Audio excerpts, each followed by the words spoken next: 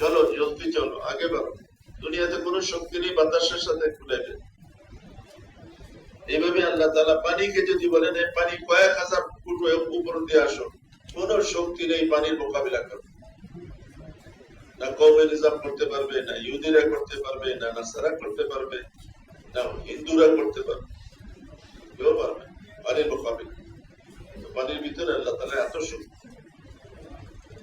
জমিনকে যদি আল্লাহ তাআলা বলেন হিলো, বেশি না 1 মিনিট কাঁপতে থাকো, দুনিয়া তছনছ হয়ে যাবে। দুনিয়া তছনছ, ভাগারও সময় পেবে না।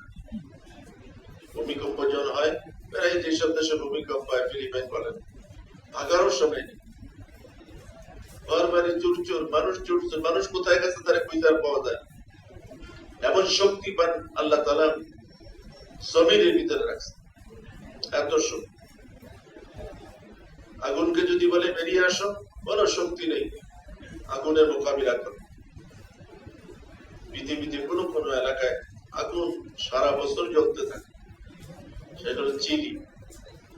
পাহাড়ের ভিতর থেকে আগুন বেরিয়েছে দাউ দাউ দাউ দাউ করে। খোদা জানে কত কিয়ামত পর্যন্ত আগুন চলতে থাকে।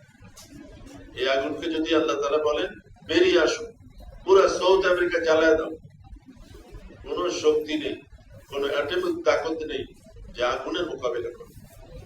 কোন শক্তি নেই পানির মোকাবিলা করে, কোন শক্তি নেই জমিনের মোকাবিলা করে। মেরে ভাই দোস্ত, এই সব শক্তি আল্লাহ তাআলা। সমুদ্রের পাড়ে দাঁড়িয়ে আপনি দেখেন কিভাবে ঢেউগুলো আসতেছে, কিভাবে আসতেছে। একটা দুইটা ঢেউ না, লক্ষ লক্ষ ঢেউ। আমরা একবার ভাবলাম যে ঢেউটা তো দেখি,